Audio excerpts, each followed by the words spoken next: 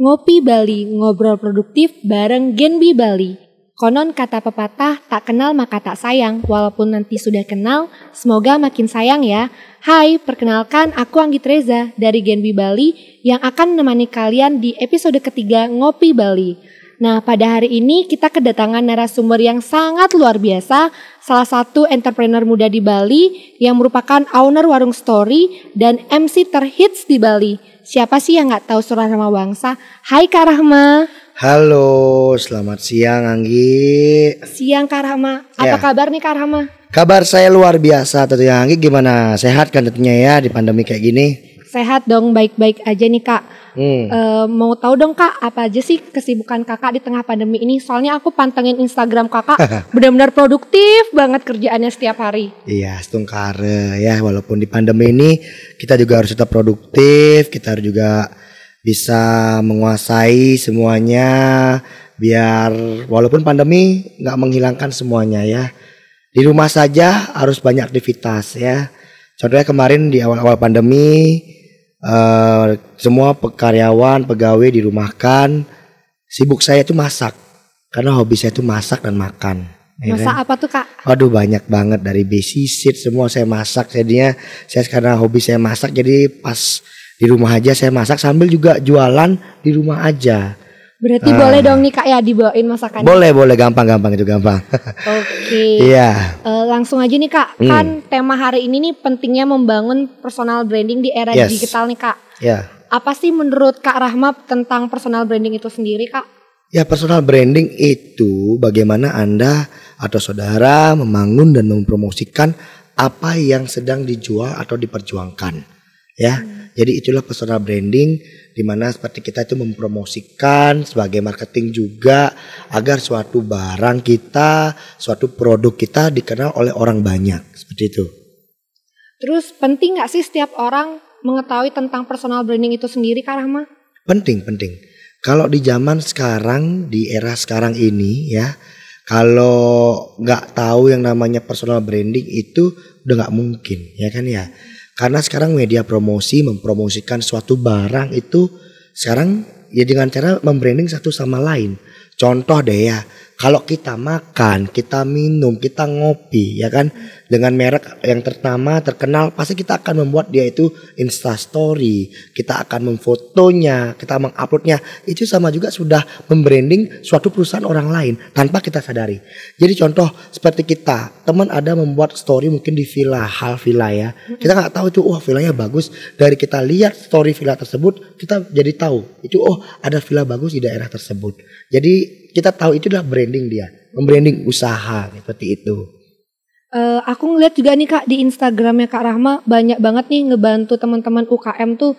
Itu salah satu usaha Kakak buat bantuin teman-teman UMKM yang kecil itu buat nge-branding usahanya dia ya Kak? Iya, benar sekali. Sekarang di pandemi COVID-19 ini, di mana itu kita benar-benar harus saling membantu, saling mensupport. Kenapa seperti itu? Ya misalnya ibarat saya juga punya warung, saya punya usaha, saya juga harus belanja ke teman saya. Jadi ibarat kita saling support satu sama lain. Nah, sama juga seperti UMKM, saya juga bukannya endorse ya, saya tuh membantu ibarat teman-teman UMKM yang ingin dipromosikan dengan follower saya 7.500. Kalau misalnya mereka berminat ngirimin makanan dan mempromosikan, saya bantu. Tentunya free ya. Jadi bisa sehari itu bisa 10 makanan, bisa 10 warung itu masuk di Instagram saya. Dan itu saya bantuin promosikan, seperti itu loh. Jadi di pandemi ini ya aksi sosial kita juga harus jalan, saling, pokoknya intinya bisa makan untuk besok aja udah bersyukur banget, ya kan? Berarti buat teman-teman yang punya UMKM nih bisa langsung aja DM ke Instagramnya Kak Surah Rahma Wangsa buat dibantuin ya Kak Rahma ya. Free kan Kak? Free gratis. Free, bisa di review sama Kak Rahma. Gimana Kak? Mantul gitu. Pokoknya dia kirim aja ke warung story, ntar saya review pokoknya. Oke, buat teman-teman jadi gak usah takut. Buat yang baru merintis usaha bisa langsung aja DM Kak Rahma sendiri. Betul, dibalas DM-nya pasti. Dibalas, apalagi cewek-cewek yang cantik pasti dibalasnya gak Kak? Kayak Anggi kan cantiknya. Aduh, bisa aja gombal. Yuk Kak, langsung aja ke next pertanyaan selanjutnya. Anggi mau nanya nih Kak, gimana sih memulai untuk membranding diri sendiri sih? Apa aja hal-hal yang diperlukan untuk langkah awal nih Kak, untuk personal branding diri sendiri Kak? Iya, untuk membranding diri sendiri, intinya satu PD. Harus percaya diri ya? Percaya diri. Kita harus berani menjual itu kepada orang. Setiap ketemu klien, ya kita harus mengagumi produk kita. Kita harus mengagumi apa yang kita miliki. Masa kita mengagumi barang orang lain, kan nggak mungkin, ya kan? Iya, Kita intinya harus pede, kita berani berbicara. Jangan sampai kita punya usaha tapi kita nggak bisa interaksi sosial, rugi. Sekarang karena di zaman sekarang itu bukan lagi pinter, tapi kita bagaimana pinternya berinteraksi, pinter berbicara, pinter ngelobi. Itu yang penting sekarang. Karena membuat orang percaya itu sulit, seperti itu. Nah, kan itu awalnya tuh harus percaya diri ya Kak Rahma ya. Betul. Gimana sih buat teman-teman mungkin yang down gitu loh Kak, buat memulai, gimana sih langkah awal buat percaya diri itu sendiri? Karena nggak semua orang nih bisa langsung percaya sama apa yang hasil kerjanya dia itu Kak. Iya, percaya diri itu gampang banget. Intinya ya satu cuek, ya kan. Jangan pernah mikirin apa omongan seseorang, ya kan. Mau dibilang A, B, Z sampai Z, cuek aja. Toh bukan dia yang ngasih kita makan. Itu yang pertama. Terus yang kedua, ya kan, kita maju aja asalkan itu kita percaya diri, kita fokus titik itu, ya kan. Kita percaya diri kita bisa, kita berani untuk menggolkan itu, ya kan. Mau itu benar, mau itu salah, mau itu jatuh, lakukan dulu. Karena setiap suatu usaha kalau nggak ada jatuh, nggak bisa kita maju.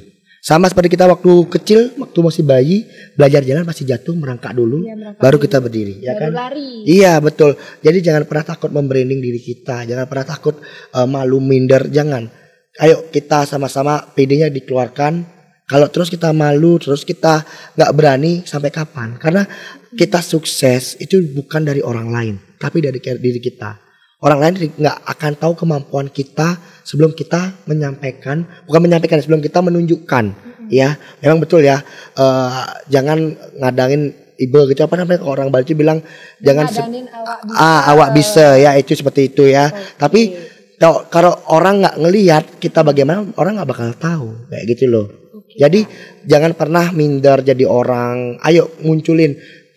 Saya nggak mungkin dari lahir itu langsung bisa punya warung. Saya dari lahir nggak mungkin saya bisa MC. Semua benar-benar ya beradaptasi. Saya pun MC pun saya nggak ada masuk kelas, saya nggak ada ikut belajar. Saya semua otodidak karena saya dulu ikut teater, berinteraksi sama orang banyak.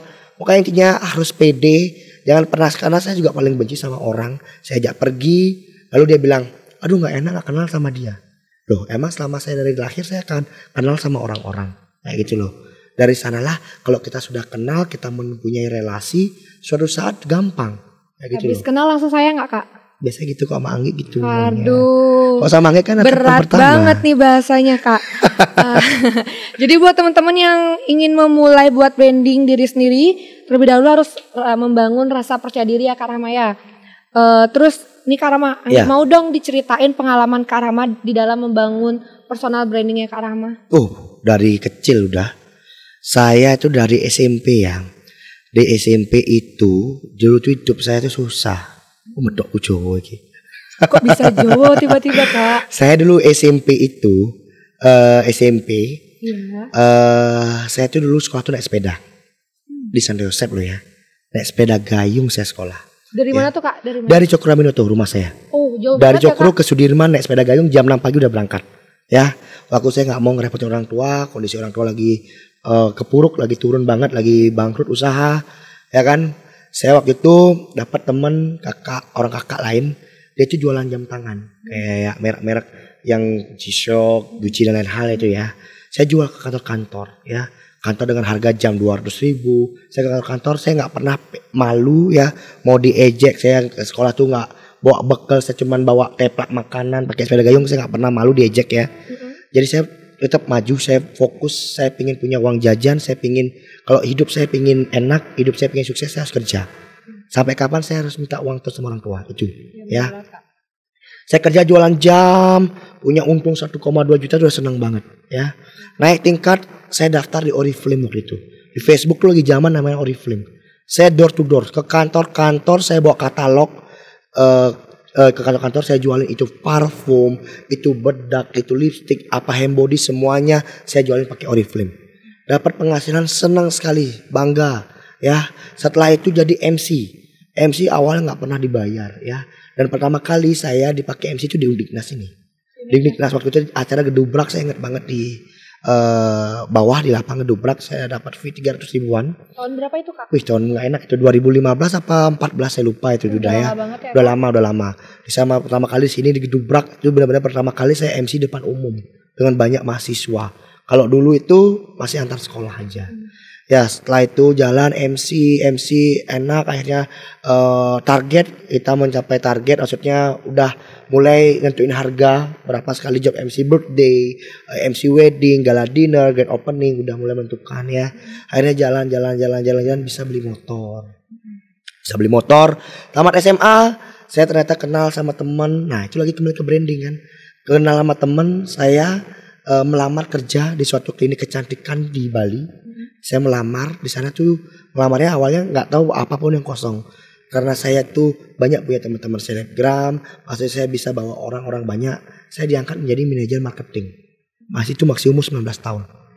19 tahun saya menjadi manajer marketing, ya bawa HP 2 di mana saya harus bisa membranding suatu usaha. Saya harus memikirkan usaha itu ke depannya bagaimana. Dari cabangnya 3 bisa cabangnya jadi 4. Kayak gitu loh. Habis itu memegang 4 cabang sekaligus, mengatur SDM, habis mengatur karena di marketing kan kita harus mikirin promo untuk bulan depan, mikirin besok rame atau enggak. Seperti itu bagaimana kita harus membrandingnya antara itu di kaum ibu-ibu, milenial seperti angkatan saya gitu loh misalnya. Itu saya belajar di sana banyak. Saya akhirnya hanya bisa setahun karena kayak gak kuat ya, masih umur 19 ke 20. Harus megang HP 2, harus on terus di HP. Saya nggak bisa nikmatin masa muda saya. Nggak bisa leluasa buat balas chat gebetannya. Aduh ya benar banget. Sampai sekarang juga jarang balas chat loh saya loh. Itu.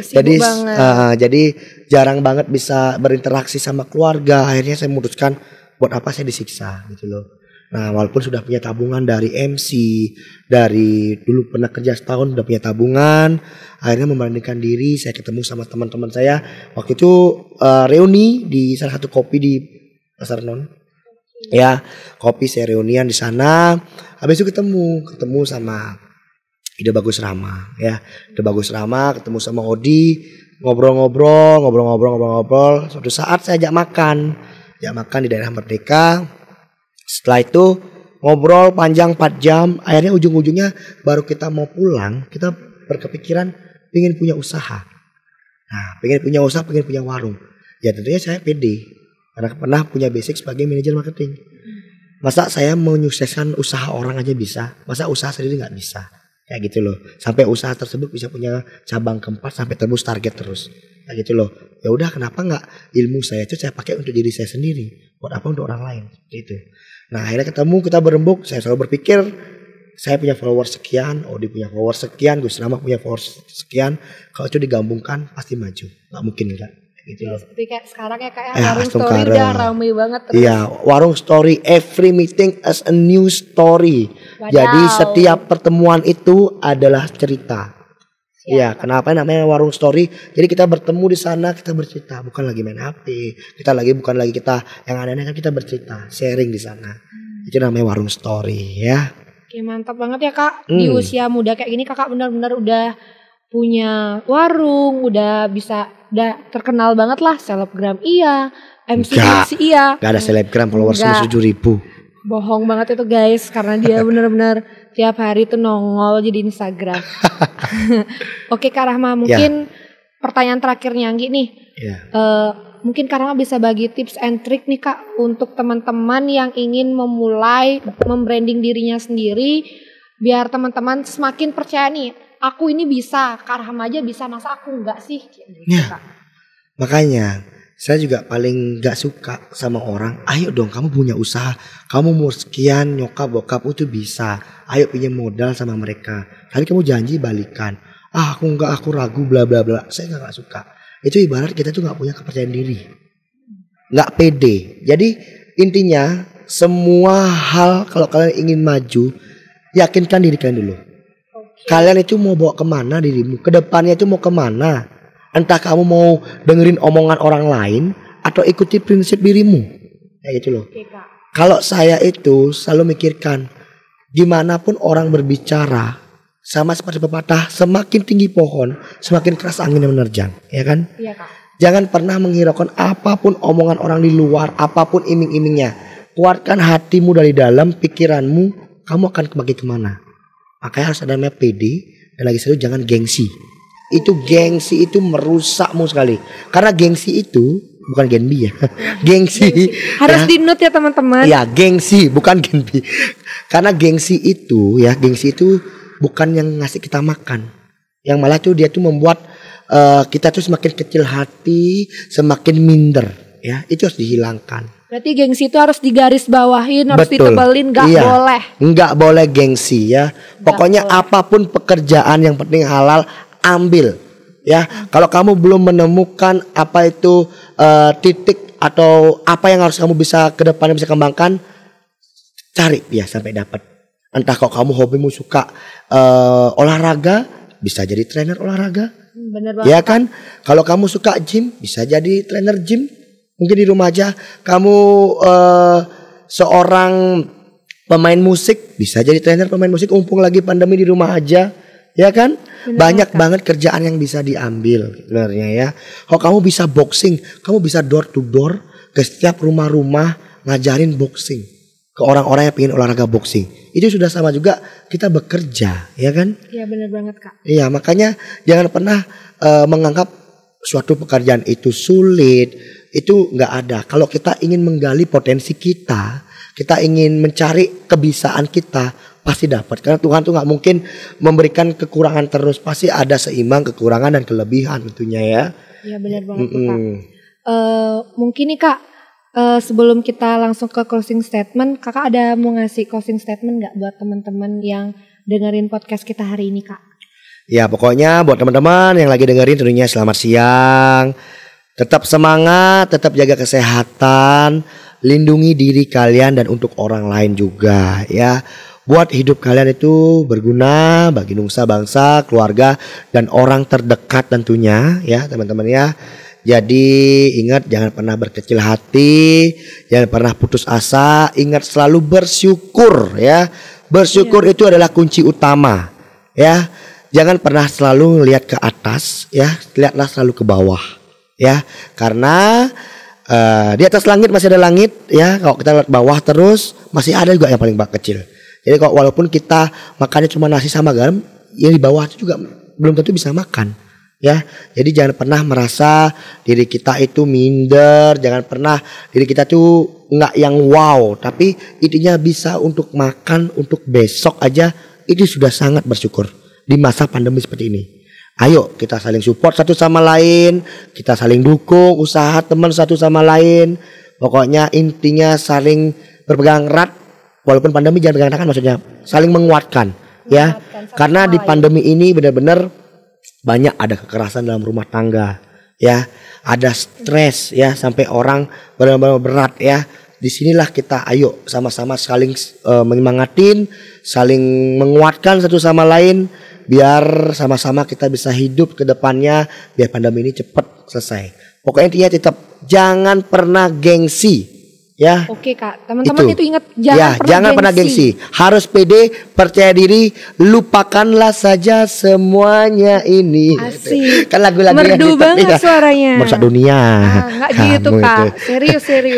Iya ya. Oke. Apalagi? Nah, berarti itu teman-teman penjelasan dari narasumber kita yang terhits di Bali, Kak Surama Wangsa tentang personal branding. Terima kasih loh Kak Rama sudah menyempatkan diri untuk memotivasi teman-teman di sini.